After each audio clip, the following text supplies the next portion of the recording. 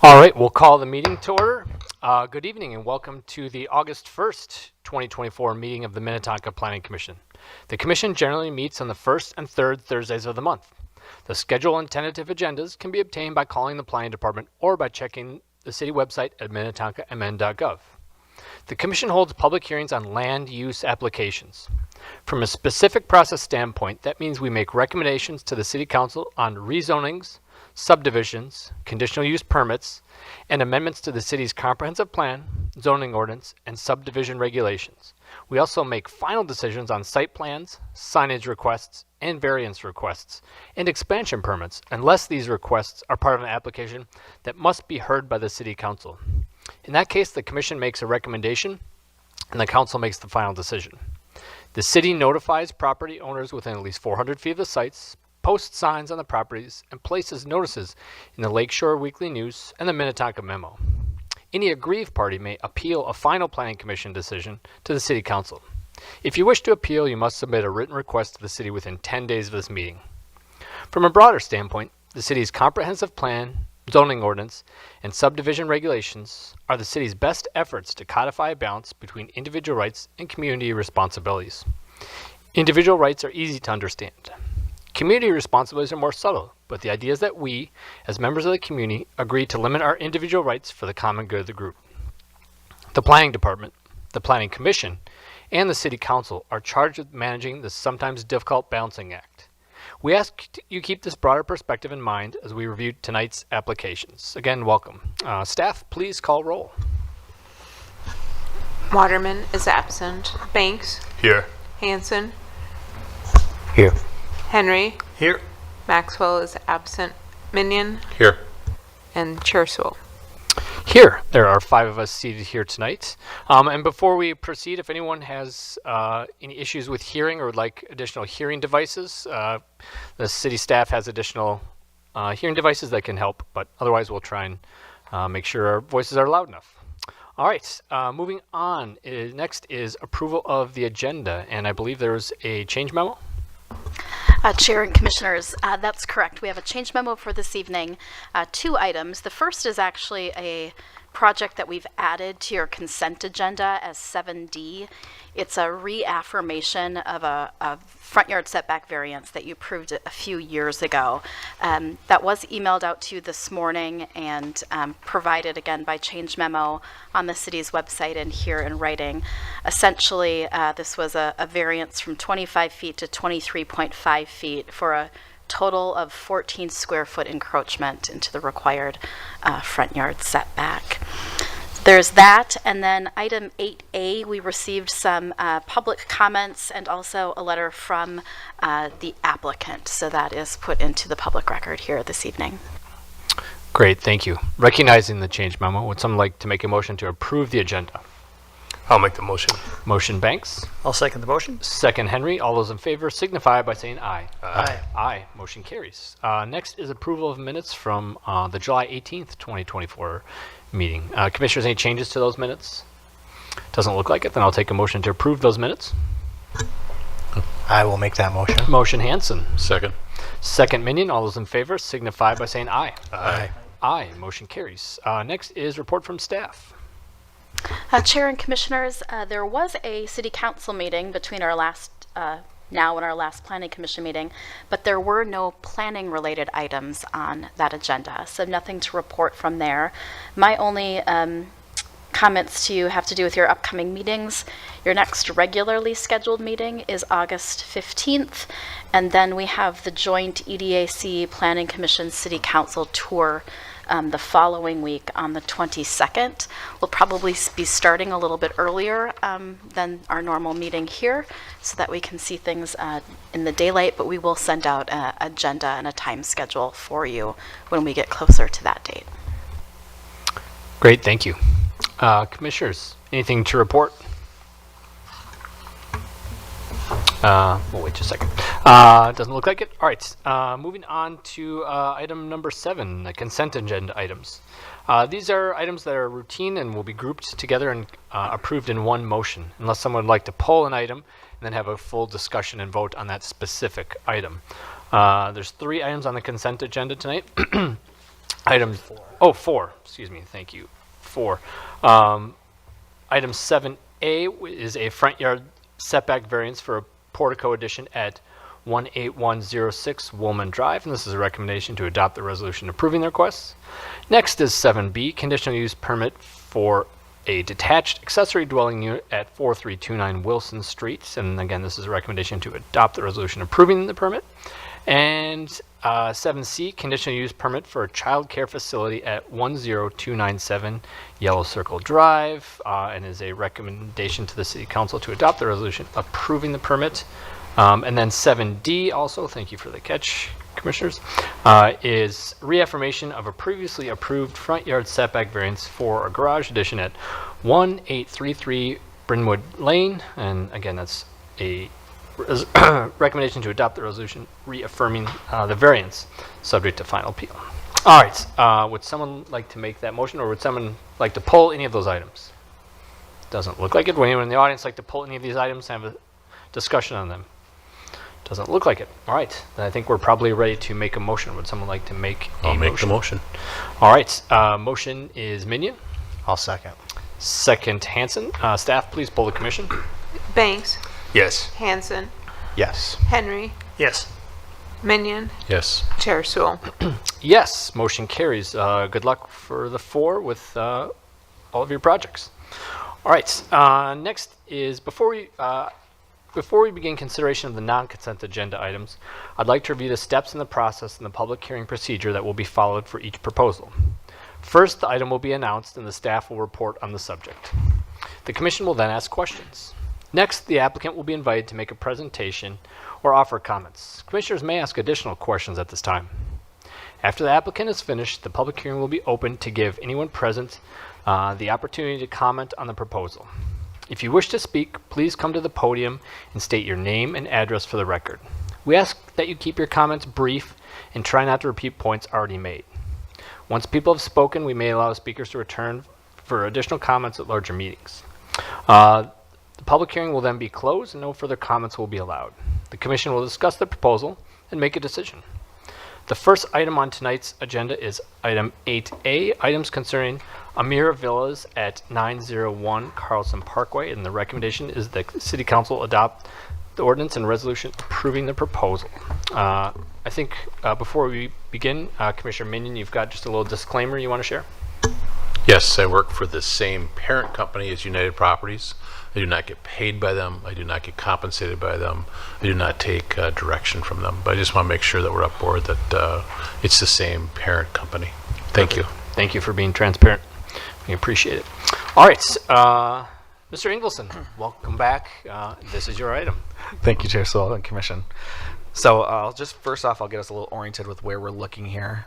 There's a lot of very big landmarks there, particularly 2 buildings that are pretty noticeable in that area, but we're at the intersection of 394 and 494 in that northwest corner. And then right here you can see is the Carlson Tower, so we're just southwest of that. Look at this property. The subject property is 2.3 acres in area and is directly south of the Amira Minnetonka Apartments. That's a large building you see there.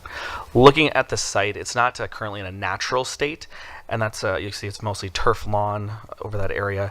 And that's really because it was part of a larger Carlson Tower project earlier, several years ago.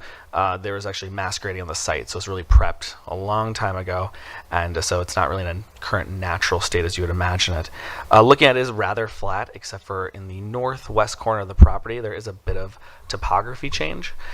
You also notice in that same area there's some trees you see there. Those were trees that are actually planted as part of this the Amira apartment project. And those trees are younger, they're not mature trees, they're a little bit smaller, but it's interesting they were part of that landscaping as part of that project. Also, you'll see here these sort of umbrellas. That's actually a recreation area that's a part of the Amira apartments. It's important, we'll talk about that a little bit later, but there's a lounge area, pool and spa, and recreational courts. To jump a little bit ahead, those will be, the applicant has talked a little bit about having those be shared amenities between this project and also that current one with that apartment building. So going back, I'm going to go through some history of this project because I think it's sort of interesting to go back and look at all these things. The master development plan for this area is part of a larger Carlson Center master development plan. That includes 328 acres, and it crosses both Minnetonka and Plymouth. So it's a rather unique master plan when you're looking at it. This property, if you're looking on here, the property to the north is actually that Amira Minnetonka Apartments. That's for 55 plus. It's 186 units and was approved in 2020. The property we're looking at tonight is the property to the south. So it's really was a two-phase project. So while they're different properties, they really are sort of two phases of the same development. And this phase two, it's gone through a couple of different iterations, but originally in 1987, it was approved for an 8-story, 150-room hotel. It's pretty much stayed that way throughout the time until 2020, when it really was just reduced to a 4-story, 136-unit hotel room, or hotel building. And then since then, after that, a concept plan came to this spring, so fast forwarding to 2024. And the commission heard this item back on May 16th, so not that long ago. Hopefully your memory still remember this one. That was, at that time, the applicant had a proposal of 9 townhomes with 28 units in total. Comments that the commission had were looking for higher density, carbon footprint reductions, and more green space. Went to the city council on June 3rd, and they had rather similar comments compared to the planning commission, interested in seeing more density and also sustainability practices with the project. But both the commission and the council at those times saw that this project had merit to proceed. So that was sort of the direction that was given to them as far as where to go with this project. Moving to what's been proposed for tonight, it's rather similar to that concept plan. Looking at it, the accesses stay the same. The building locations are relatively in the same location as the previous concept plan. And also trails and amenity spaces, all pretty similar. The real changes that you'll see is that, number one, the buildings have been decreased from 9 to 8. And then the units have just been increased a little bit from 28 to 30. Looking at the design of the building really will complement the Amira Minnetonka Apartments using a similar color palette, and then also using high quality materials. Looking on here, you'll see the brown area will be brick, the white area will be a fiber cement panels, and then the gray will be a metal siding. So as you see here, there's a cross out there that has been changed since the original submittal and with during conversations with the applicant. Each building will also have 2 to 4 units. Here's a look at that a little bit. The first floor, and this is just one of the buildings, there are 3 different designs. This one we're just looking at the fourplex, but they are pretty similar in the way they're laid out. There'll be, a first floor will have an entry, a main entry for people to come in through from off of a sidewalk, but also there'll be private garages, so there'll be 1 to 2 stalls. The gray area that you see on your screen are common spaces, or spaces that are for utilities. And looking at there, when you enter in to the garage, people would enter into what probably a small mud room you'd have as you enter, and then you'd enter the common space, and each unit would have a flex room on that level. From there, you could take an elevator or take the stairs up to the 2nd or 3rd level where the units would be. From there, you would enter into another common space open area where you could then enter into your private unit. And private units are going to be 2 to 3 bedrooms and 3 to 3 bathrooms. The sizes for those roughly will be between 1,300 to 1,900 square feet. So a little unique when you're looking at this for the size compared to a lot of the other units we see. So moving on to the buildings, here is just another view of what those will look like. They're the private garages folks would enter to, and they're really stacked on top of each other, so you have similar layouts for design, the similar unit layouts stacked on top of each other. Going back a little bit to talk about the topography, I'm definitely a map person, so I always like to look at this, and this gives me a little bit better idea of what's going on there compared to just looking at a picture. So you'll see here, this is the highest point of the site over the northwest corner. It drops down pretty fast as you move towards that northern property, and then as you move away from that area, though, it really flattens out. It's a pretty gradual, gentle fall as it moves away to the north and also to the east and south.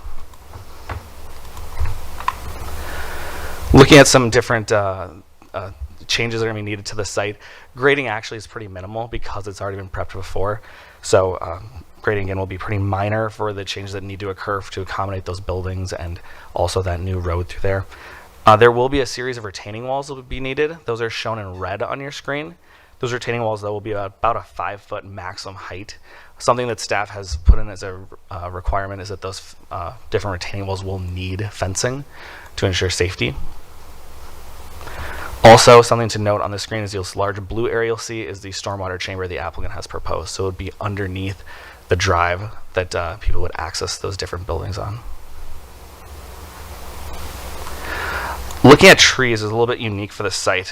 We talk a lot about trees here, so I'll talk a little bit about that too, because it is a bit of a unique rule. Because this site was vacant, it's actually not subject to our typical tree requirements. So that's something we don't see too often here in Minnetonka. There's not a whole lot of large vacant sites, so you see that it's a little bit surprising to all of us, but that's something important to note. However, when looking at this, staff still went through to look and see how many trees were being removed, and also how would that meet ordinance. Looking at the two sites combined, because it is truly a two-phase development, but looking at that, only 9 trees out of around 150 regulated trees on the site would be removed. So a rather small percentage of those would be removed with this project. The area in red shows some of those trees, includes some that are also not regulated, but this shows the amount of trees that would be removed. They'd be removed for really the buildings that are being put in, but then also for some sidewalks and trails that would connect to different areas. The applicant also submitted a landscaping plan that's rather robust. Looking at it, there would be 54 trees, 60 shrubs, and 346 perennials planted. So definitely showing that investment that we see in Minnetonka with different apartment buildings and also with different high-density residential areas too. Definitely continuing that with that sort of investment. Something that's also requested from the applicant was to show some different building views. I think it's important to see the massing that you compare to the different buildings around here. When we're looking at this, just to give you some perspective on the massing of these things, that the buildings that are proposed are 39 feet high, 39 feet tall. While you see the ramp over to the right side of your screen, that does look around the same, but it's actually a little bit taller because it does drop off. But from grade to the top, that's 43 feet. And then the building in the background is that Amira apartment building. And that would be, it ranges. There's some different parts that are higher, different parts that are lower, but you're ranging from about 50 to 60 feet tall. So definitely taller than these buildings by quite a big margin. I believe our applicant tonight will show another view that will give that a better perspective for you. Another request we had was to show some shadow studies showing how this would affect the buildings to the north as far as with shadows. Just for reference here, again, don't have a scale on here, but this is about 75 feet, and over on this farther bottom part of your screen would be 89 feet separation between the buildings. And this is the shadow that you'd expect on October 21st at 1 p.m. Here's it on December 22nd at 10 a.m. and April 21st at 1 p.m. So at the worst case scenario, at the worst part of the year, it'd probably be touching right around close to the building. But most of the time when that recreational area will be used, looking into April and then also October, it's really staying pretty much off of the recreational space on the site.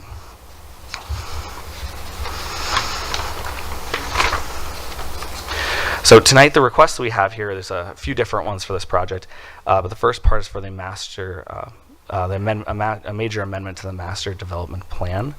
The request is for a 30-unit high-density townhome request. It's a reasonable request when staff looks at it, for really 2 reasons. First, it will provide a unique senior housing option for the area. This is something we don't see as often coming through, so definitely a unique housing type that the city is always looking forward to provide different options for folks when they're looking for housing.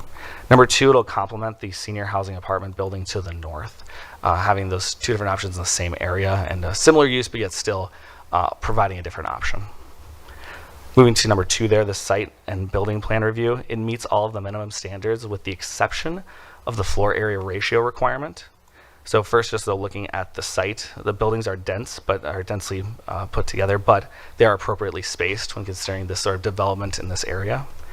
The pedestrian and vehicle paths are intuitive and orderly. They make sense how you can travel throughout the site and also create a lot of good connections, specifically for pedestrians. Also, landscaping will enhance the site and be consistent with the neighboring properties.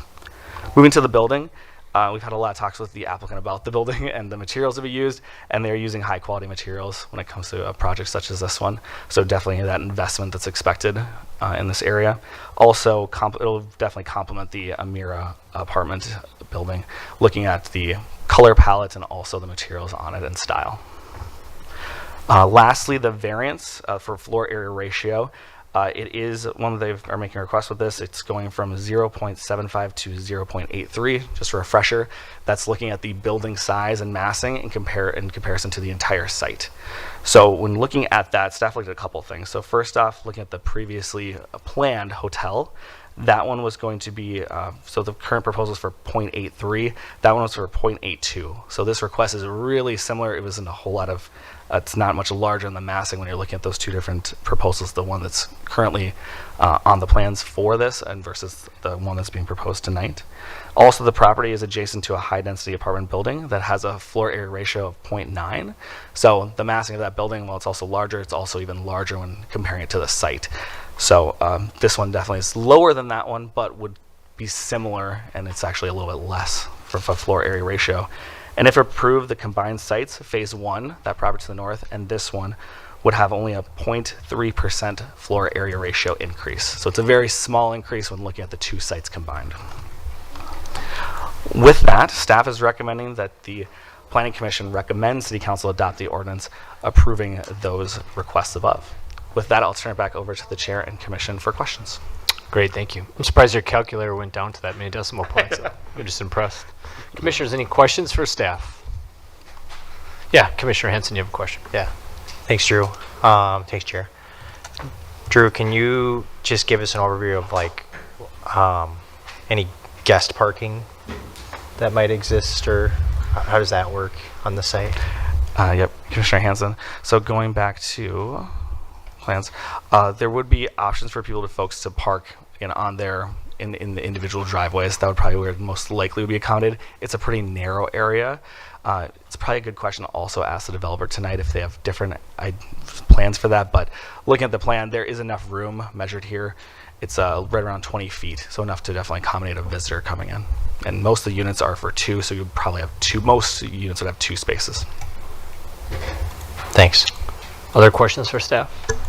This is for Drew or for the applicant, but the earlier proposal that changed this new one, one of the questions we brought up was about green space. With this new footprint, do we lose or increase green space? How did that change? Commissioner Minion and Chair, there was a calculation between the two and how big the green space changed, but it's very similar in spacing. So I think looking at it from a zoomed out level, it's very similar. You'd ask the applicant that question if they have more specifics on it, but it's a rather similar design and green space. Other questions? All right, doesn't look like it, but I'm sure we'll think of more. All right, if the applicant would like to come forward and offer a presentation or any comments, we'd love to hear from you. If you could give us your name and address for the record, and welcome. Good evening, Chair, members of the Commission. My name is Dave Young with United Properties. With me as well is Janelle McLean, our ESG Corporate Manager as well for United Properties. We appreciate you reviewing our application this evening. I also want to thank staff and the Planning Department for their thorough review and report regarding this application. We're happy to bring this back before you. We were here just a few months ago in concept phase. We've continued to listen to the feedback from both the Commission and from the Council and feel that we have provided and met or addressed, if not all, most of those comments that were heard. Drew, do I have, is it the mouse underneath there? Correct. So I will start You should with be in control. There you go. introducing just the aerial context of the site, not much different than you saw before as far as location. The project highlights, again, I'll probably more focus on the changes from what we originally had. We had nine buildings, and now we have reduced that down to 8 buildings, but have increased the density from 28 units to 30 units. We have basically maximized the density that we're capable of doing on this site, given the unique product that we have, and the unique product being the larger units. Right, so we've maximized the density really without sacrificing the large units that we feel is what this market is really requesting. The unique design is really driven by the attached garages rather than a multifamily building that has underground parking. So again, these private attached garages are something that is unique to the market, to the housing type, and we're excited to be able to bring that. In addition to that, as far as it relates to density. There is a private restrictive covenant over this property as part of the Carlson Master Association. And through this proposal, we are covering 75% of that maximum allowable density that we could put on the site if we wanted to. A comment that the Commissioner made earlier regarding the parking. In addition to the parking stalls in the driveway that could be used for guests and visitors, there's also 20 additional stalls on the east side of the property for additional guests, larger gatherings. That drive aisle and those parking stalls, those improvements are current and in place today. We have included sidewalk connectivity, not only to the Emira building to the north, but also to the larger trail system at Deer Creek Parkway and Carlson Parkway up on the west. We have also, the previous concept plan showed a little bit, probably more of a stormwater or a water feature in that southwest corner. We have changed that to be an amenity patio. We've not fully developed that amenity patio, but we have space planned that to incorporate amenities that would be able to be shared not only by these residents of the villas, but also the residents at the Emira Minnetonka building.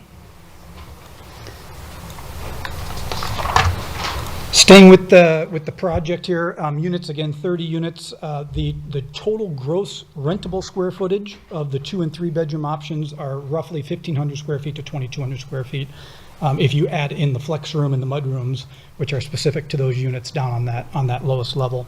Each unit will have the elevator access, private attached garage, and the mud room that was spoke to earlier. The flex room, the oversized decks shouldn't be understated. That's definitely something that is appreciated by our residents. Upscale unit finishes, expansive windows, and individual climate controls. These are similar perspectives that Planner Ingvelson shared with you earlier, with the addition of that additional one at the lower portion of the screen, of just a different perspective, kind of looking through that amenity space, looking north.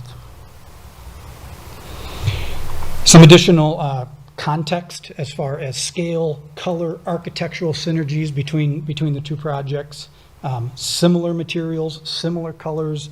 We're excited of how this proposed villa project will complement the existing Emira building. With that, I'd like to introduce Janelle McLean. Thanks, Dave. Hi, everyone. I just want to take some time and kind of showcase the ESG elements. So I am Janelle McLean, like Dave said, and I lead our ESG initiatives at United Properties, so the environmental, social, governance components. My role is just really to work with our developers and operating teams to incorporate environmental and social governance items and really be a partner and resource in ensuring that we're incorporating anything related to the environment and sustainability and community at the forefront and throughout the property as it operates. I did want to showcase and include, you'll see a QR code there if you'd like to read our 2023 ESG report, which just has much more expansive information of our initiatives and efforts. So as far as ESG, United Properties as a company, we really integrate ESG principles into every aspect of our real estate development and our operations, as I mentioned. We're really committed to reducing the environmental impacts, cultivating that social responsibility, and then operating with strong governance. I wanted to kind of highlight the ESG by the numbers from a high-level company from United Properties. So for our senior living buildings, both the ones that we own and have developed, we are in the top 1% for our Energy Star scores. So the EPA has an Energy Star score that rates buildings from 0 to 100 that measures how well the commercial buildings perform in terms of energy consumption to similar other buildings. Our average score for our senior living buildings is 99.92 out of 100, showcasing our energy efficiency and how we build and operate. In 2023, at the neighboring project that we developed, Emira Minnetonka, we did install 126 solar panels on the roof to offset the common area utility usage from the residents. We really prioritize our inclusive procurement. So in 2023, on our projects that were active development projects, we spent $19 million with diverse vendors and suppliers, and that's really important to us. And then lastly, I'll highlight that we recently received the Green Lease Leader Award at the gold level in 2024. That award really recognizes landlords who incorporate green leasing into their standard practice. So this can include things like having a sustainability contact, having sustainability practices highlighted and laid out in their leases. Now I just want to highlight the specific ESG elements on this specific project, the Amira Villas Minnetonka. We are currently enrolled in the Energy Design Assistance Program, and we're showcasing a 21% reduction in CO2 emissions compared to code. We are having high-efficiency HVAC systems, Energy Star appliances, and LED lighting. So we're really prioritizing that energy efficiency and cost saving and also environmental impact as well. We will use native and drought tolerant landscaping and having the water sense irrigation. We will use the habitable assessment tool called Informed that will help us assess and prioritize healthy and sustainable building materials. All of the garages at this project will have EV charging capability. We will also seek a Minnesota Green Path certification on this project. This is a leading energy efficiency and green building certification program that's for residential projects specifically. From a social aspect, we're really highlighting that by having this project built, seniors can sell their single-family homes, making way for other younger families to purchase those. And then for the Amira Minnetonka project, I just wanted to note too that 109 of those residents previously resided in Minnetonka. So residents aren't leaving the area, they're continuing their trajectory and staying in the city. We will prioritize our inclusive procurement on this project and track the diverse spend and have many conversations with the general contractor and subcontractors in getting that prioritized. Socialization is very important for the senior residents, so we will have a dedicated resident experience director, which programs events and wellness programs, and really combating that loneliness aspect. And then lastly, from a G perspective, the governance, having me on the team both during the development process and construction, but then also during our operating practice as well. We will track and monitor all of the energy, water and waste and GHG emissions in our Energy Star and Conservice ESG software. And then lastly, we will have green lease language included in all the residential leases at this project, as well as the unit turnovers as well.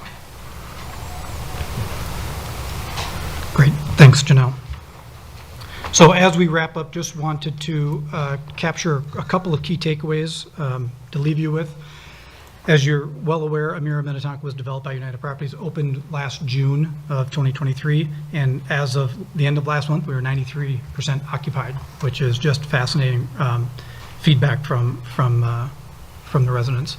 It is managed by Great Lakes Management, who we are also proposing to manage the villas. So using the economy of scale, we can find efficiencies through some shared services.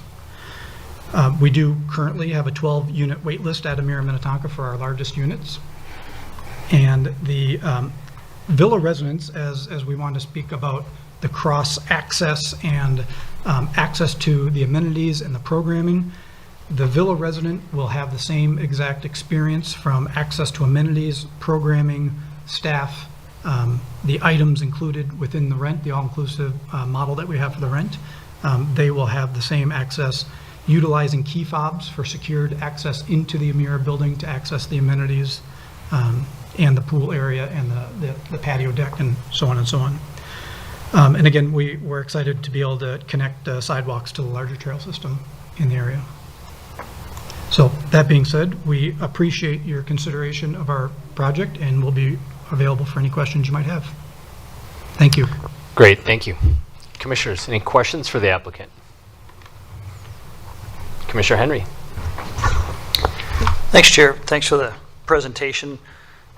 I'm really heartened to see that you took to heart some of the feedback that we gave you in the Planning Commission and also from the City Council too. And to reiterate, the three things that we both agreed on were higher density, lower carbon footprint, and more green space. And you mentioned that you're addressing these three issues. I can see higher density. Minimally, you have 30 versus 28, but in your mind, that considers significantly higher density or at least marginally higher density.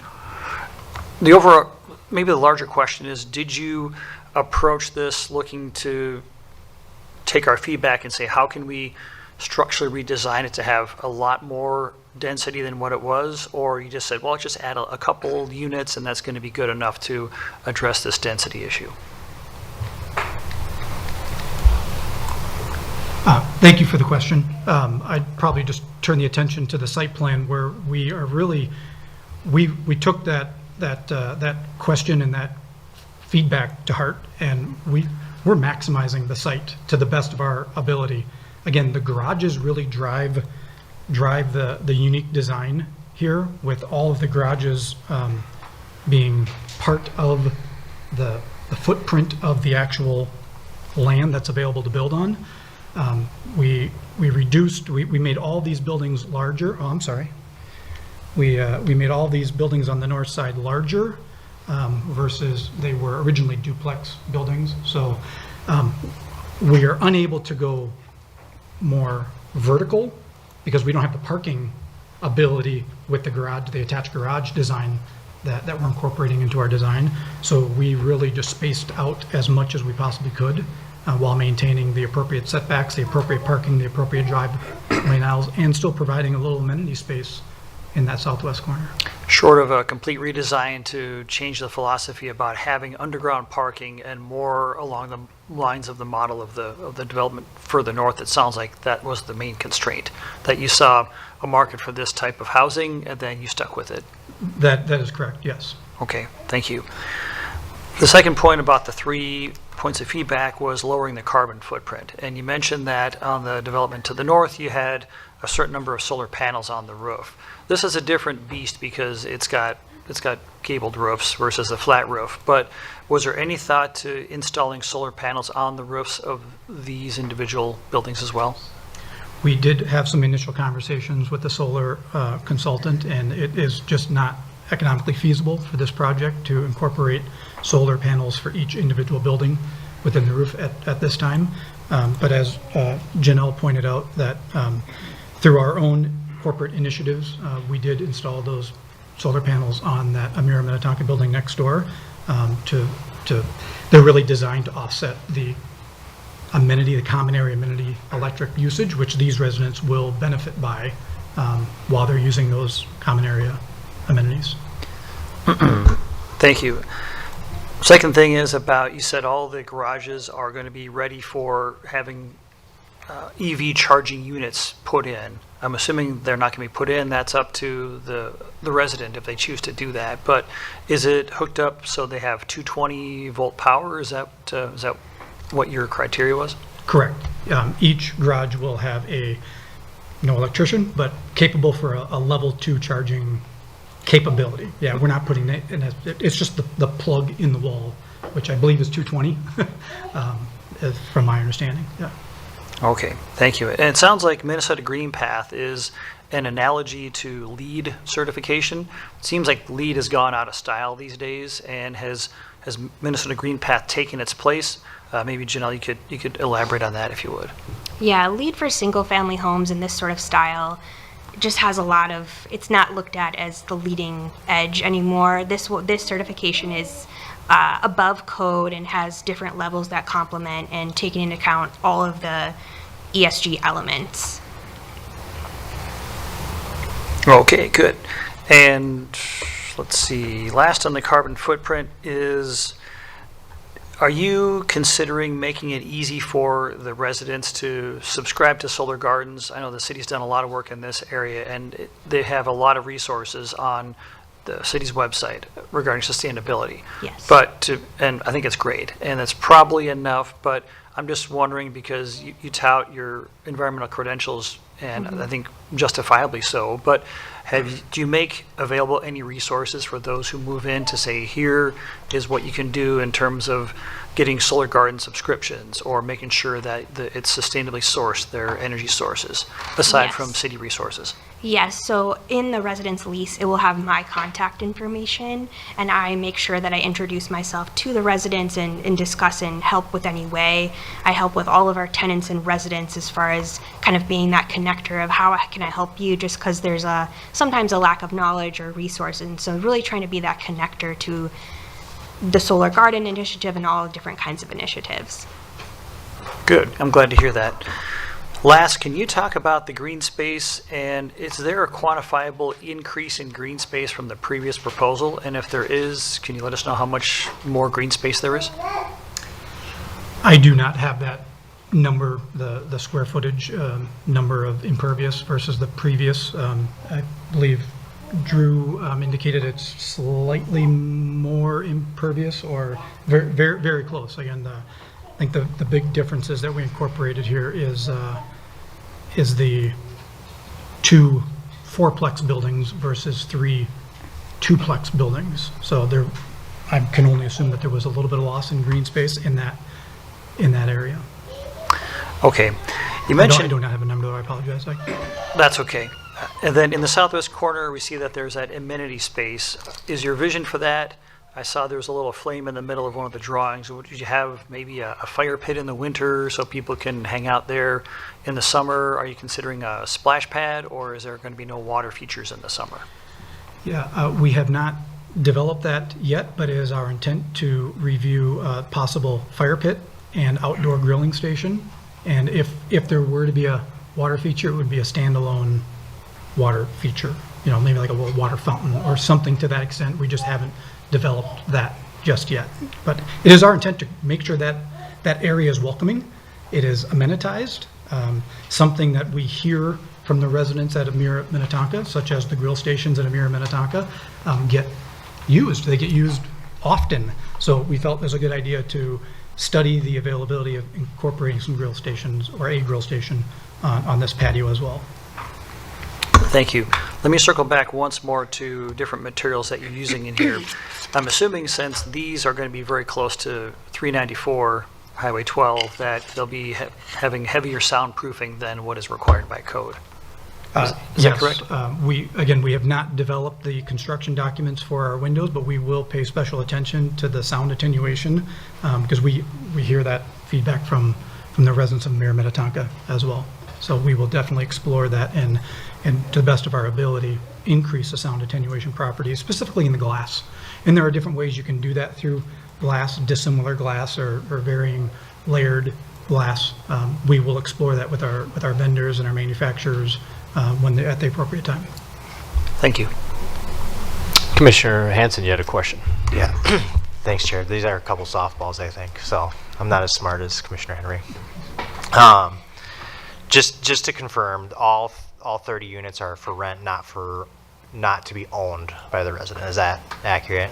That is accurate. Okay, yes. I just want to make sure. I was reading through and I was having a hard time deciphering if resident meant owner or just resident. So that's helpful. And then, Drew, if we can see, or can we see a profile? I feel like I'm familiar with the concept of the garage on the bottom floor, but when I saw the 2-stall garage, and then I was having a hard time envisioning what unit the garage went to with 1-story living being described above it. So maybe can you just steer me how these 2 cars, one goes to 1 floor, one set of 2 cars goes to this 3rd floor? Is that the right way to think about that? Correct. Directly above those 2 garages. So if you think about this, Okay.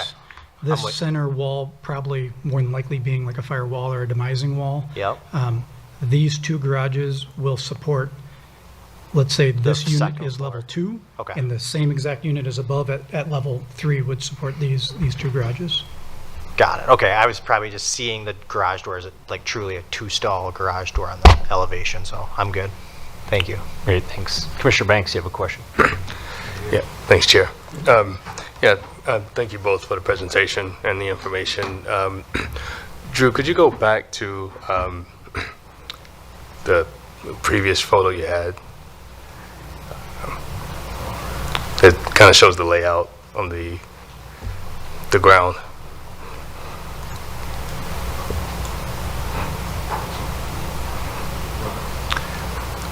This one more, I believe. Nope, keep going.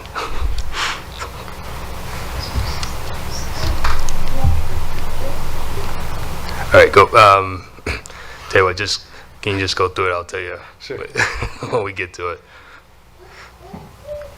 Yeah, you can stop here. That's sufficient. This is sufficient. So there's a better view of this with the homes, but with this layout, can you give me your vision for deliveries and how would that work going into the units to make deliveries and then being able to get out? Well, we intentionally added the hammerhead component to that private drive to provide safe turnaround access, whether it be for deliveries or emergency vehicles. We've included sidewalks. Oh, yeah, that's a great turning exhibit there. So we've also included sidewalks kind of going down the middle of the site. So residents, whether they're parking in the driveway, can quickly access basically the front doors versus the garage doors on the private drive lane. So that's how we envision that the delivery and guests and visitors to access the fronts of the buildings. Okay. And then what about snow removal? What would be the plan for snow removal? We have not developed a snow removal plan, but it was, I believe, incorporated into the proposed resolutions that no snow would be able to be stored in the hammerhead or any emergency parking area. So we would definitely take that into account and incorporate that into our snow removal plan. Yeah, that would be good to see. It just doesn't seem to be a lot of place to store the snow. Yeah. So I was just curious, how would you actually get it out of there? I know there's the 12 parking spaces to the east for guests, but just kind of hard to envision what you would do with all of the snow. So if you can come up with that plan, that would be great. Yeah, I envision it being all pushed out to that private aisle and probably being stored or hauled off similar to the Emira building to the north. Sure. The Emira building to the north, that drive lane follows through with guest parking on the Emira building to the north. So they have a very similar, I guess, constraint as far as real estate to be able to put snow. But this last winter was very a very easy, I think, acclimating to the program, and we will continue to evolve that. Okay. And then one last question about the amenities patio. Did you consider, instead of that, do you think it's more of a benefit to have the fire pit or the grill versus maybe just more green space in that area? Well, I appreciate the comment. We attempted to listen to feedback from many different angles, including the existing residents of Emira Minnetonka, and that was something that we wanted to make sure that we addressed. To the north of Emira Minnetonka, and I'm not sure if we have a larger, maybe on that aerial plan, if we could. Yeah, that one's fine too. That one's fine. All of this space up here, labeled number 2, through the courtyard, there's a very large green open area available which is owned by United Properties and Emira Investments, and it's accessible to all of our Emira residents. Okay. And I only say that in thinking that, the Emira building, where you have a lot more residents, it seems that it does make sense that you have the grill pits. But here, you talked about the large decks on these 30 units. I would assume that they probably would have a grill, the majority of them. So just curious as whether or not a grill pit on that south side would be beneficial versus just maybe figuring out how to, have more green space or more, or maybe a different type of amenity. But just a thought. So. We do not allow grills on the private balconies. Okay. So That's great. that's one of the reasons that we incorporate the grill stations out, separated, whatever the code requirement is, away from the combustible materials. Okay. All right. Thank you. You're welcome. That answer your question? Yep. It Okay. does. And maybe just a follow on, maybe then it's pervious pavers or something like that. While it may not be green space where you have the patios, something that can just help. Every little bit helps, right? All right. Any other questions Yeah, Commissioner Minion, You you have a question. talked about the amount of the impervious space. Something that we're all kind of sensitive to is stormwater management. And I saw some folks had written in about that as well. Will you speak to the stormwater management, your cistern system, holding it, how you're going to use it, and how you're going to process it, or what it does for the property, what it does for the environment? Drew, would you mind, you had an exhibit in, I believe, your staff report. So, yeah, the stormwater management facility is all proposed to be underground. I cannot necessarily speak to the technical specifications to it, as the civil engineer is not with us here tonight. But it is designed in accordance with stormwater management policy and guidelines, and I believe that we will be required to enter into a stormwater management agreement, if I'm not mistaken. So I'm hearing yes over there. So we will provide the mandatory, whether it be annual inspections and conformance for performance as well. So what you're saying is that people won't see it? Correct. It will be all under the private drive aisle. Okay.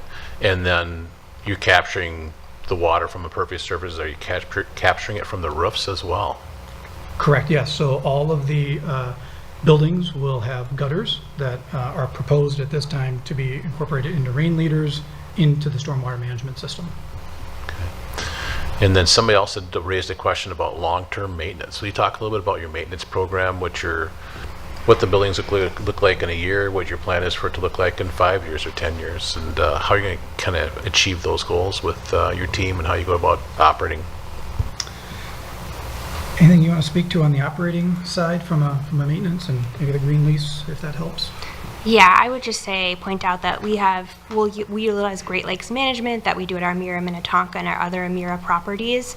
The appearance of these properties is something at the top of our list always, and so maintaining and taking care of the landscaping that we plant at the development side, and making sure, and also because we're planting native plants that are drought resistant, there is that long-term longevity with those plants. We have 2 asset managers that visit the property quite frequently.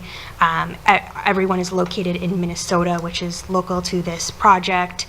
But it's something that's very top on our list. Will you talk a little bit about your exterior components, how you made those choices and how that relates to your long-term maintenance and the aesthetic of the building over a long period?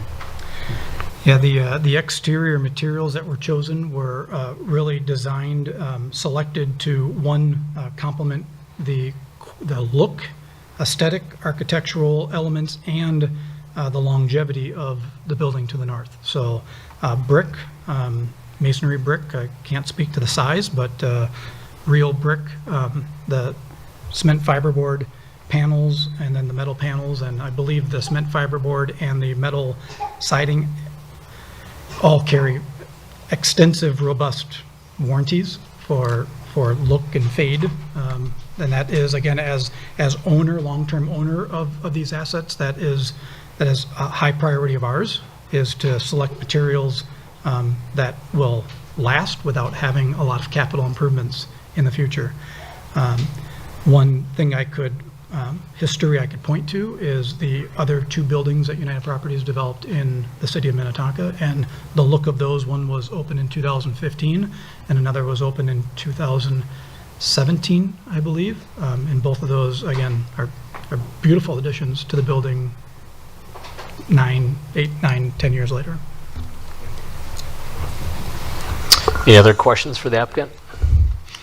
Yes, Commissioner Henry, you have another question. Yeah, thank you. Just one follow-up from Commissioner Minion's question, too. It shows in this slide in front of us that the dark gray, the hardy siding panels have been replaced with the metal. Just talk about why you made the change. I always thought hardy panels were pretty hardy. Could I? That was actually, I'll defer to Drew, if that's okay. Yeah, Commissioner Henry and Chair. So as a part of this area of Minnetonka, there's a requirement to actually have some higher quality materials. When staff looks at that brick metal, stone. Those are sort of considered higher quality materials. So there was a lot of conversation with the architect about what could be used, and that was something we came to, is increasing the quality actually from that hardy to a metal siding. So it was something that came up later, and it was more through a code requirement as far as the materials. Sounds good, thanks. And Janelle, you mentioned about plantings, how they're going to be drought resistant too. Have you had any consideration about making it a pollinator-friendly plantings in the area? Yes, I should have mentioned that. We will also be exploring incorporating urban beekeeping. We have those at a bunch of our other assets as well. And so just kind of making this a very pollinator garden friendly oasis for nature. Sounds good. Yeah, if I can make a suggestion too, I bet the residents would love to have some kind of a small apiary too, so they can harvest honey and have some kind of a hobby around there too, while protecting our plants and with our pollinators. Yes, so we have partnerships with 3 different urban beekeeping companies, and every November we distribute the honey that is made at our locations to the residents and tenants at those locations. And then we also do 1 or 2 beekeeping events for the residents or tenants as well. So that can be, we've done like a cocktail hour with a bee theme, and then having the beekeeper come in, showcase the hive and kind of like learn about it, or having food trucks or anything like that. And then for our residents specifically and tenants, we have offered, if they're really interested in beekeeping, they're welcome to join the beekeeper. He comes every 2 weeks, and so to have that kind of open dialogue as well. Well, thanks. You've more than answered my question. Sounds great. One quick question I have is, are dogs allowed both at the Emira Villas and the Emira building? Yes, they are. Okay, because I would imagine right now the site for the Emira Villas is being enjoyed as a large dog area. I'm just curious if there's any plans for a dog park or dog relief area, or maybe not needed. Well, I guess I wouldn't say it's not needed, but I think as it's currently being used, I think was always intended to be a temporary Sure, yeah. situation. Yep. Again, I'll point out that large green space that we have to the north, that I think our residents will just become accustomed to utilizing that green space in its current state. We do have pet waste stations along the sidewalks, including around that green space to the north as well, to promote the use of that green space. Great, and that's what I meant by maybe not needed, as in there's enough existing green space already. So great, thanks. Commissioners, any other final questions? Otherwise, we may have more, but I think we're good for now. Thank you. Thank you. Thank you. Alrighty. Before we open the public hearing, I just want to make a quick statement, make something clear. The Planning Commission, our purview is site design and zoning ordinance. I know there's a lot of talk and other issues involved, and while those issues are really important, they're just not for us, and not for us here tonight. We have no purview over it. We have no control. You're welcome to pursue a cause. This just isn't the time and place for it. Just as why we don't litigate gun control or abortion or any other issues here. We stick with planning. That's what we're focused on. So let's make sure if there are any comments, they're focused on that. So that is my ask of anyone in the public who's going to speak. And if not, then we'll close the public hearing. But I think we can probably stick with that. So I will open the public hearing, and if anyone would like to come forward and talk about the specifics of this plan, I would love to hear it. If you give us your name and address for the record, we'd love to hear from you.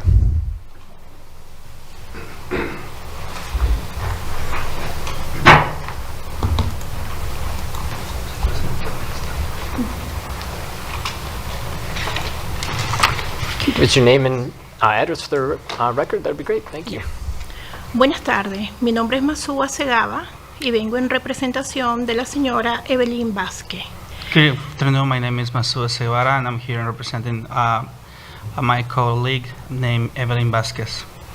No pudo asistir por motivo de emergencia. She was not able to be here due to an emergency. Soy una madre y esposa de familia que depende de la construcción. I am a mother of a family whose livelihood depends on working in construction. Estoy aquí para expresar mis preocupaciones con la ordenanza que hará avanzar el proyecto que propone United Properties. Today I'm here to express my worries about the new ordinance that is about to happen, giving opportunity to a project done and proposed by United Properties. Durante más de 2 años, los trabajadores hemos tratado de contactar a United Properties For the past 2 years, as workers, we've been trying to have a conversation with United Properties para compartir nuestras preocupaciones sobre los contratistas que han trabajado so that we can have conversation about the different subcontractors that have done works or jobs at some of the projects from United Properties. en sus proyectos. Painting America, un contratista que infringió la ley al clasificar incorrectamente a los trabajadores. Painting America is one of those subcontractors that has committed some misclassification, labor laws violations by incorrectly filing how workers are actually hired for them. EPK Service, una empresa que está siendo investigada por el Departamento de Trabajadores de Estados Unidos. And PK Services, a company that is currently under alleged investigation by the Department of Labor due to alleged labor violations. Por alegaciones laborales. Trabajaron en el proyecto de United Properties, entre comillas, Amira Minnetonka. Some of this happened during the works or job sites that happened for the project of United Properties, the Amira Minnetonka. Pero a pesar de las numerosas invitaciones a reunirse, United Properties ha ignorado nuestras preocupaciones. But even though we have reached out so many times to meet and talk with United Properties, we have been ignored. Estoy dispuesta a proteger a las próximas generaciones para que no sufran lo que nosotros hemos sufrido. I am here and ready to fight in order to protect the next generations of workers that will not be suffering from what we have suffered so far. Número 1. En el 2020, en plena pandemia, mi esposo sufrió el robo de salario en su trabajo de construcción. Number 1, in 2020, during the pandemic, my husband suffered from wage theft. Esto no solamente le afectó a él, sino a toda nuestra familia. This is something that did not just affect him, but it affected the whole family. Nosotros vivimos de cheque a cheque. No teníamos manera de proteger a nuestra familia económicamente. We are a family that lives check to check, and we did not have any other way to make sure that our family will be protected economically. Por la noche no podía dormir. Me tocó ir a los bancos de comida y tuve que hablar con mi propietaria para poder pedirle más tiempo para pagar la renta. At night, I could not sleep. I also had to go look for food at different places that help with that. I also have to have a conversation and have to talk to my landlord in order to request and ask for a little bit longer time in order to pay the rent. Porque no podía llevar a mi familia a vivir debajo de un puente. Because I was not going to be taking my family to live under a bridge. Nos atrasamos en muchos biles y servicios públicos. We were behind in a lot of bills and services. Con un bebé recién nacido, otras 2 niñas. Sentía que no encontrábamos la salida. We had a newborn baby and also having to take care of 2 more girls. We felt like we also could not find the light. Número 2. Esto ya no puede estar pasando. Nosotras, como esposas, lloramos porque el salario o el pago se necesita para nuestros pagos de casa, recibos y gastos médicos. This can no longer be happening. We cannot allow this to happen because us as wives, we cry when we see that the wages, the salaries of our husbands are not there, and we need that money in order to pay for our bills, take care of our homes, also pay for medical bills, pay for insurances, and take care of our responsibilities. Ya que mi aseguranza ofrecen para mi esposo o el resto de trabajadores. Mi caso no es el único, somos muchas familias que han pasado por esto. In some cases, workers are not even offered or given insurance, which was the case of my husband. And we're not the only case. There's many, many families who have suffered like this. Número 3. Number 3. Por esto es tan importante que Minnetonka, Planning, Commissioner sepan que trabajadores han reportado a Picky Survey. This is why it's important for the Minnetonka Planning Commissioners to know that workers have reported PK services. Sabemos que bajo subcontratistas como ellos, nuestra familia y comunidades sufren. We know that subcontractors have taken advantage of our families, our friends that we know, and people like us that keep suffering. Para poner un alto a los abusos que han sufrido familias como la mía, necesitamos que desarrolladores como UP se sienten con los trabajadores. In order to really make advances and put an end to this suffering of our families, we need that developers like United Properties sit down with the workers and have a conversation of the labor conditions that are happening. Y para saber más sobre las condiciones del sector y las soluciones que proponen los trabajadores, le pido que empujen a United Property a abordar estas graves preocupaciones a medida que avance este proyecto. And in order to really bring up the solutions, it's important to be heard for the workers to be heard, and that's why we're asking for United Properties to be pushed in order to come to a conversation and to hear the urgent preoccupations and worries that the workers have and find a solution to these violations that happen in these projects. Gracias por su atención. Thank you for your attention. Thank you.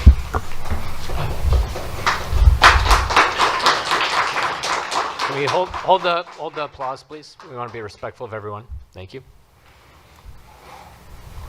Does anyone else have anything to say about this site plan? I was generous and let them talk, but that was not about this specific site or anything related to the zoning of this. So let's make sure we stick to it. Otherwise, we've had our chance. So let's make sure we're sticking on script. Buenas tardes, mi nombre es Milka Tamara y yo soy pintora de casa y mamá soltera. Estoy aquí para compartir el testimonio mío y de una compañera. Good afternoon, my name is Milka Tamara. I am a painter. I'm also a mother, and I'm a single mother and a home. I'm also here to share a testimony that it's mine and from a coworker as well. Sorry, what does this have to do with the site plan? Can you give us feedback on the site plan? Yes, just kind of like, based as the questions that you were asking earlier, right? So such as procurement, such as environment. This is something that is important for the community, right? When contractors are actually not taking the right processes to make sure the workers have safety, health, the right proper ways to, bring up labor violations. When those things don't happen, we have testimonies of folks who have gone through those processes, who have, suffered those violations, and that are constant. And so we're bringing this up because this is something that it's a constant within, not only the current proposed project, but also who's carrying it. So United Properties is someone who we have evidences when workers have suffered from violations under these circumstances. So we're trying to make sure that, they also put in place those processes so that this doesn't happen again. Yep, perfect. Thank you. And we read the packet, and we've been well aware, and it's been talked about the city council. We just don't have any purview over it. So again, we have no control over it. It's been heard. The message has been received loud and clear. So I just don't want to waste your time with it. So we're good. Nope. talking about honeybees over here. We can't talk about exploitation. Yep. Oh, we're going to be orderly about this. So I just want to make sure that we're sticking to what we have purview over. Again, Que sufrió directamente bajo la compañía PK Services. We suffer this under direct services of PK Services. Porque todos somos unos y apoyamos en equipo. PK Services trabajó en un proyecto de Unity Proprietaries. Because we work individually, but we also work as a team. Some of us work under PK Services for a United Properties project. Amira Minnetonka, y recientemente me enteré que PK Services está siendo investigado por robo de salario y trabajo infantil.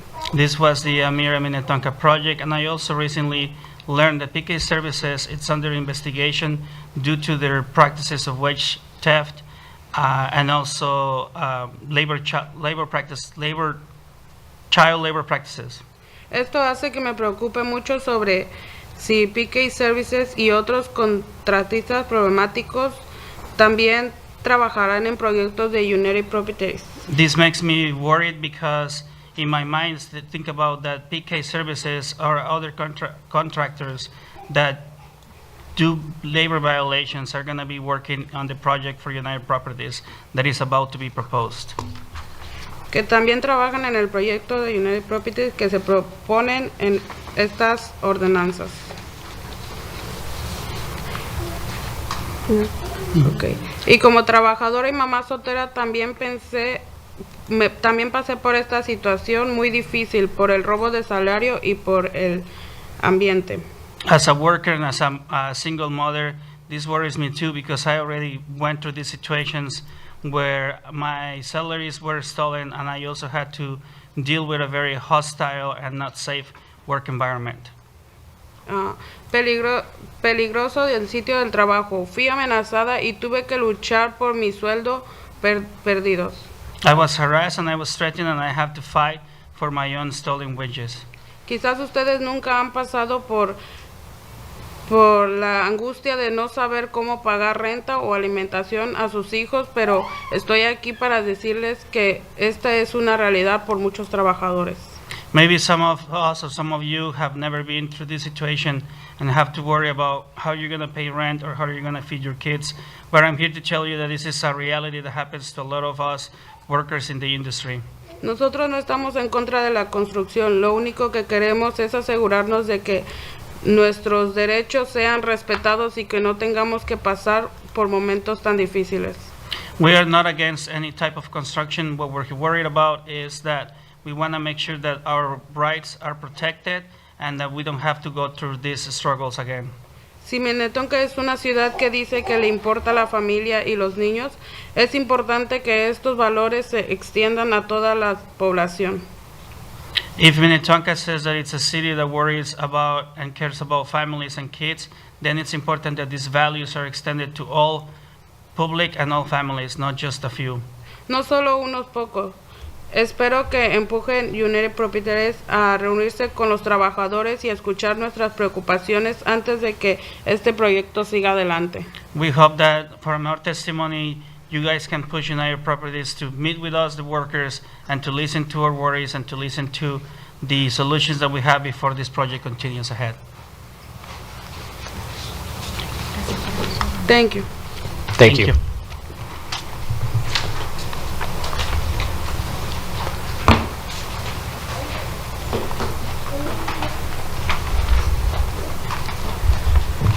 Good evening, and thank you, commissioners, for hearing my testimony. My name is Casey Hudek. I'm with Workers Confluence. We're a network of unions and community organizations. I'm going to read a testimony from Rena Wong, who's the president of the United Food and Commercial Workers Union. They represent grocery workers. She's a resident of Minnetonka. She couldn't be here this evening, but here's her testimony. I'm a resident of Minnetonka and care about our city's commitments to equity and fair treatment for all who work, live, and learn here.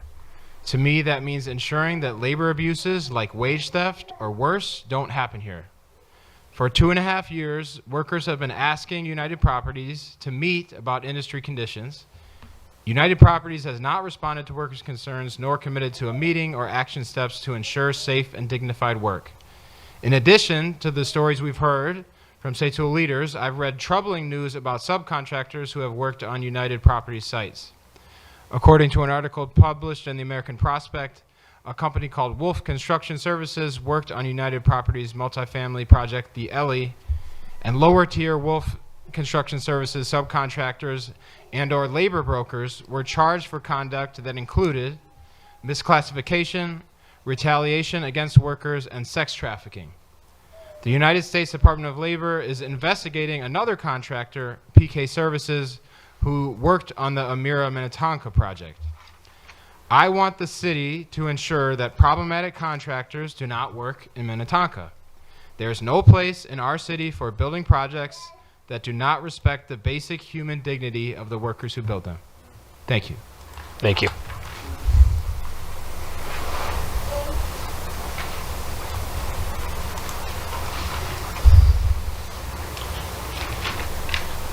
Good evening, Planning Commission members. My name is Kevin Borowski.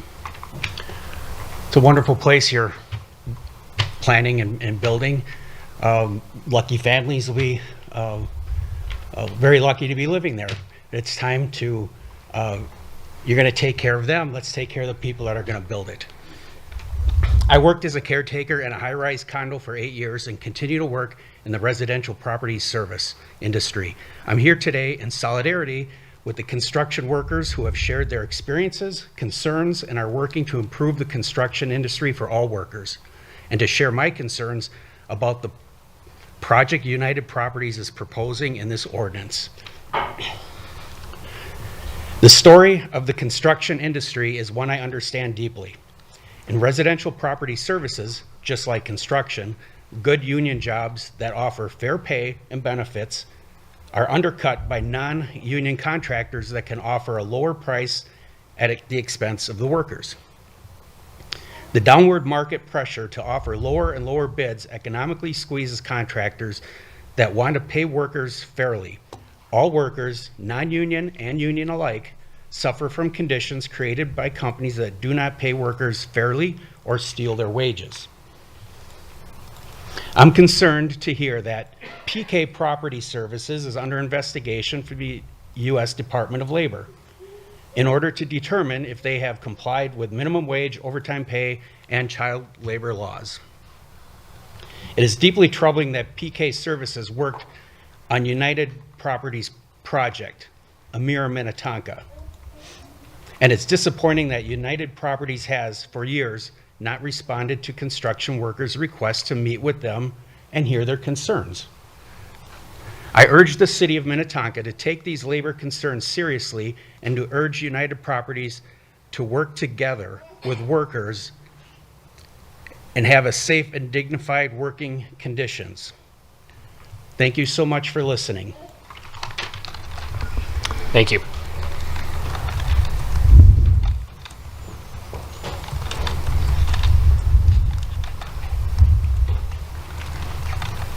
Good evening. My name is Brianna Kemp. I'm the policy lead at Setul. You've heard several of our members speak here tonight. And I just saw this evening in the packet that United Properties submitted a letter in response to a letter that Setul sent to City Council a couple of months ago naming our concerns. And I've got to say, I'm glad to see a response from them because as you heard several times here tonight, Setul leaders have been reaching out for over 2 years to try to get a meeting to talk about these concerns, and we've received no response. I see that in part of their letter it says, the issues are important, and we are ready to be part of efforts to move all stakeholders, I hope that includes workers, forward with respect and opportunity. So I want to say, our invitation still stands, and we are ready to meet when you are. I also want to address the letter from PK Services in your packet. You heard several people mention their company tonight. And while our members who are here tonight didn't work directly for PK Services, we have been in contact with workers who have. And I want to share a quote from one of the workers who came to Setul and shared her story with us. She worked for PK Services until the end of 2023, so just last year. She said, During the 2 years I was employed, I worked many hours. There were times I started work at 5 in the morning and didn't return to my house until 10 at night. They didn't pay me overtime, and when I asked for my check stub, my supervisor got mad. He told me the check stub doesn't mean anything. The only important thing was that I did my job well. Because of this, I didn't have any way to show what I had been paid or all of the hours I worked. I also saw in their letter that they admit that they found in their own records that they didn't properly pay all overtime. And they are currently paying, I think it's at $11,000 in back wages to workers. And we have a letter from the United States Department of Labor, we will send it in follow-up today, that confirms that there is in fact an active investigation against PK Services, ongoing. So from what I can see, from the testimony we've heard from workers, that $11,000 could just be the tip of the iceberg. We don't know. You can see how many workers took the time to show up here tonight. This is clearly something that is really impacting families and communities. So I understand that the letters have information, and I would encourage you to consider the concerns that have been brought forward here today and use your position as city leaders to encourage United Properties to do what they said they would in the letter and meet with workers before this project moves forward. Thank you. Thank you.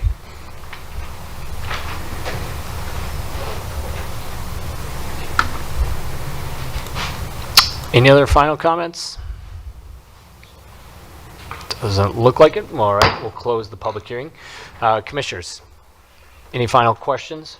Are you ready to move on to comments?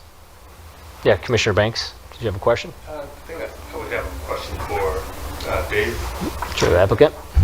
If you wouldn't mind coming back up for a second. Thank you. And just,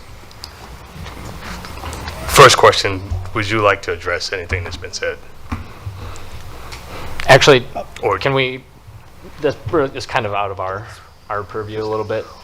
I think it can be done outside of this. Is that fair? Chair, I think, and Commissioner Banks, I think that the city council specifically asked for a response for United Properties. So that's why, because some of the comments had addressed this issue, we provided their letter to the Planning Commission, also to make sure it becomes public and that everybody has access to the information.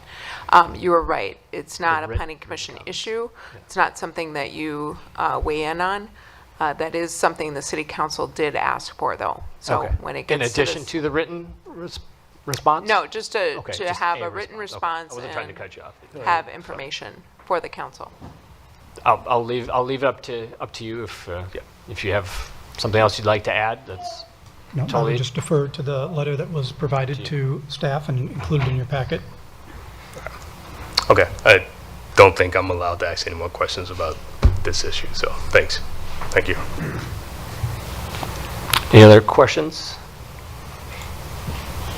Doesn't look like it. All right. Comments? What do we think? Who would like to go first? Yeah, Commissioner Henry. Thanks, Chair. On the matters that were brought before us that we can address, we can talk about the feedback that we provided in the previous meeting about higher density, lowering carbon footprint, and increasing the green space. It looks like the applicant addressed all three of those issues, and I'm pretty happy that they did so. It was a pretty thoughtful redesign of what they had originally planned, which was, I think, appropriate use for the space. This is even more appropriate use for the space. I do encourage to make sure that United Properties can reach out, make those resources available, and it looks like Janelle's doing that for having some resources for sustainability in getting their electricity and keeping it as carbon neutral as possible. So in general, I think it looks like a sound proposal with very thoughtful modifications from the previous presentation, so I'll be supporting this. Great, thank you. Other comments? I was a bit disappointed. I think we're conversations we had earlier was to have higher density. But I have to say, the shade study, I understand now. I'm glad you got up and spoke to that. I think you've done a good job of putting it all in and making it not impact negatively the building to the north. It's a great looking project. I think you've done a great job with making it blend in the neighborhood. I appreciate you adding the extra trees and the green space that we do have and the opportunities that you're providing for people to use the amenities on the properties. The walkability, I think, is great as well. I'll definitely be supporting it. I appreciate your look into the environmental issues and impacting that in a positive way. And just addressing the things that we had talked about earlier. It's a good project. I'm happy to support it. Great, thank you. Other comments? No? Would you like to make any comments, Commissioner Banks? Okay. Yeah, I think I agree with Commissioner Minion on, I would have liked to have seen probably a different concept, but I understand why they're doing it and not blowing it up. But from a kind of green perspective, I think they've done a good job of making inroads. And when I saw on Amira, there was actually solar panels on the roof. I think that was one of the first ones I think we've seen that actually did it. So hopefully that brought a smile to Commissioner Henry's face. Otherwise, yeah, I think the project does have merit, and in terms of parking, I think the parking that can be utilized on the east side should be adequate. So I'm not concerned about parking. So, all right, sounds like we're probably ready for a motion, and the recommendation is the City Council adopt the ordinance approving the proposal for items concerning Amira Villas at 901 Carlson Parkway. Would someone like to make that motion? I will make that motion. Motion Hanson. I'll second. Second Minion. Staff, please poll the commission. Banks, No. Hanson, Yes. Henry, Yes. Minion, Yes. Sewell.